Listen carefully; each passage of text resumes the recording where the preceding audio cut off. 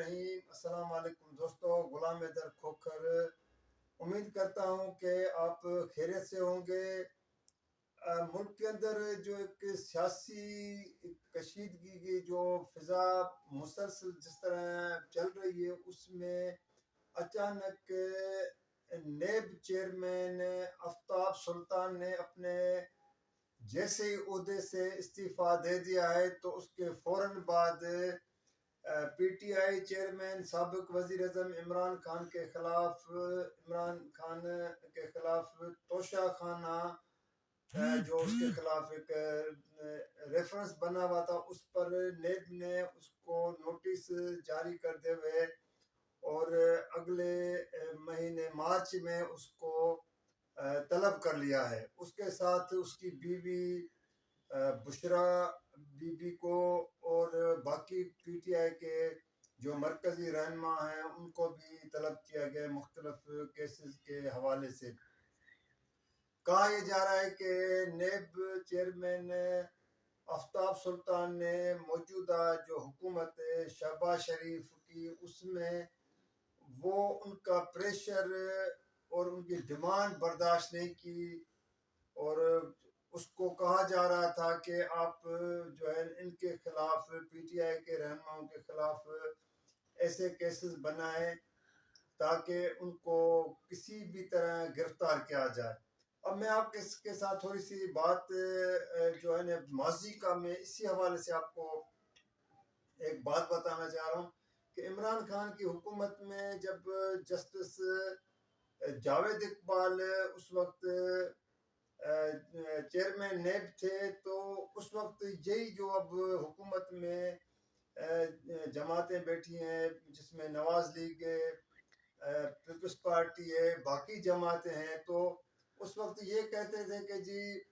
हुकूमत प्रेशर डाल के नेब चेयरमैन के ऊपर, मुखालफिन के ऊपर जो है ना वो केसेस बनाए जाते हैं, फिर इसी तरह गिरफ्तार किया जाता है। और उस दौरान जाहिर है जब उस वक्त की हुकूमत में शहबाज शरीफ भी गिरफ्तार हुए, आसफ जरदारी भी गिरफ्तार हुए थे, बाकी भी अहम रहनुमा दोनों जमातों के मुख्तलिफ केसेस के हवाले से गिरफ्तार हुए। बाद में चाहे नेब अदालतों में उनकी से या हाई कोर्ट सुप्रीम कोर्ट तक उनकी बेल भी हो गई, उनको बाकी अस्पतालों में, जेल के बजाय अस्पतालों में भी रखा गया था। लेकिन बात यह है कि अगर इससे इत्तेफाक किया जाए कि नेब चेयरमैन इतने कमज़ोर होते हैं कि वो हुकूमत में के प्रेशर में आके वो मुखालफिन के ऊपर केसेस बनाते हैं, तो उस वक्त ये कहा भी जाता था कि नेब चेयरमैन जस्टिस जावेद इकबाल की जो है ना वीडियोस जो हैं, हालांकि एक वीडियो तो एक खातून के साथ जिस तरह उसकी बातचीत मंजर आम पर आई थी और जिस तरह वो उसके साथ एक मोहब्बत का इजहार कर रहा था। अब चेयरमैन नेब अपने ऑफिस में बैठ के औरत के साथ उसकी मजबूरी का नाजायज फायदा उठाते हुए जिस तरह उसके साथ मोहब्बत की गुफ्तगू कर रहा था, तो जाहिर बात है ये तो काबिल अफसोस है। लेकिन जो इस वक्त मौजूदा नेब चेयरमैन है आफ्ताब सुल्तान, उसकी एक जो रेपुटेशन है, जो हमसे मुझे जो मालूमात मिली है कि एक तो बहुत अच्छा एक पुलिस ऑफिसर रिटायर हुए और आईबी का चीफ रहा हो, डीजी रहा हो। अब ज़ाहिर है वो कुछ ऐसे अफसरान होते हैं जो अपनी कभी भी असूलों पे सौदेबाजी नहीं करते, किसी भी कंप्रोमाइज़ नहीं करते, अपने असूलों पे वो कायम रहते हैं। तो अगर यहाँ तक ये बात सही है कि हुकूमत ने उसके ऊपर प्रेशर डाला कि आप पीटीआई के रहनुमाओं के खिलाफ चाहे सही हो गलत हो केस बनाए जाएं, जिसने इनकार किया है, और इस बात से क्योंकि इसकी चीज़ में इतनी बड़ी इम्पोर्टेंट और एक अहमियत मिल जाती इसकी इस्तीफा को कि जैसे उसने इस्तीफा दिया है तो चंद घंटे के बाद एकदम नेब ने जो है इमरान खान के खिलाफ, उसकी बीवी के खिलाफ, उसके बाद पीटीआई के बाकी रहनुमा फवाद चौधरी, असद उमर, परवेज खटक, इन सब के खिलाफ जो है ना एकदम रेफरेंस भी दाखिल हो गए, उनको भी नोटिस जारी किए। तो इससे नेब की जो एक गैर जानिबदाराना जो होती है ना, कि वो ज़ाहिर मशकूक हो जाती है कि कोई हैसियत उनकी नहीं रहती है। नेब जो एक इदारा है उसको अपनी एक गैर जानबदार उसको हैसियत ज़ाहिर करनी चाहिए, चाहे हुकूमत में कोई भी बैठा हो।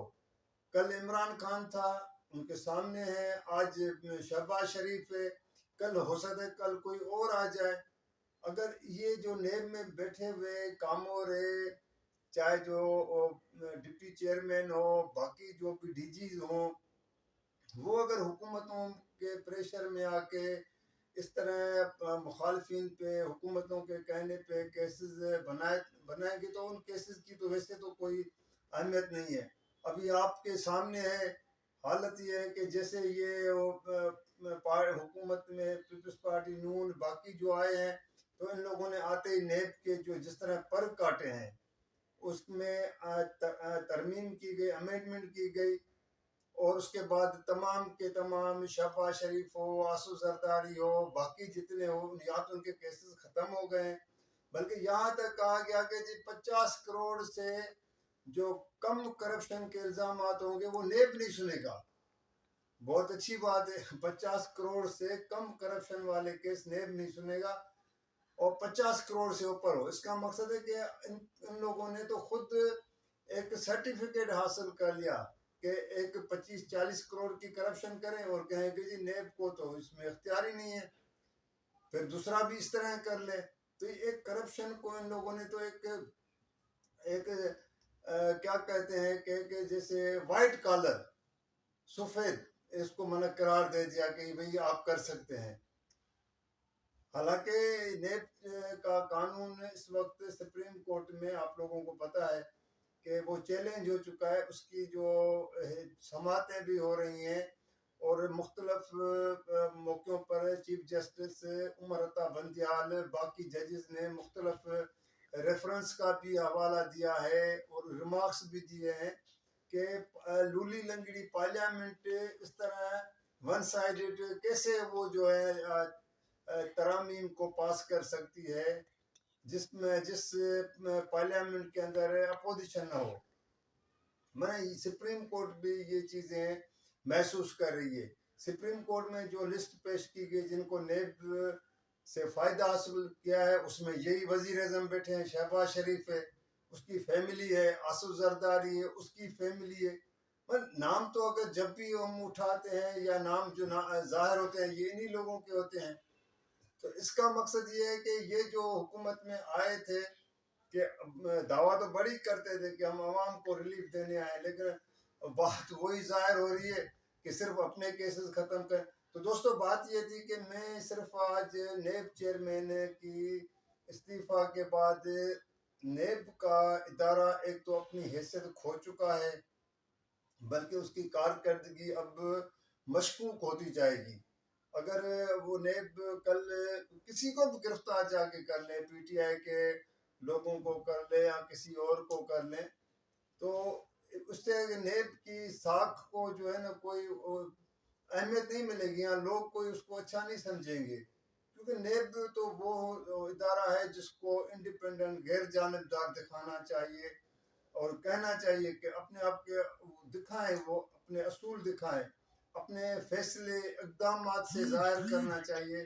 कि हमें किसी हुकूमत का प्रेशर नहीं है, न नेब किसी के प्रेशर में आएगा। वो जो समझते हैं कि जो उनको कानून इजाज़त देता है उसके मुताबिक वो कार्रवाई करनी चाहिए। कोई ये अशराफ या जो हुकूमत में बैठे हों या साबका हुकूमत के लोग हों, कोई ये वो कानून से कोई बालातर नहीं है।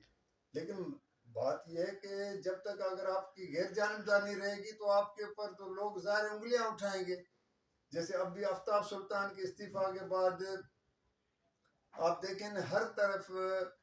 डिस्कस यही हो रहा है कि हुकूमत ने उसके ऊपर प्रेशर डाला और वो उसने उस प्रेशर में आने के बजाय उसने कहा कि मैं इस्तीफा दे के इज्जत के साथ, ये होते हैं असूल जो बासूल लोग होते हैं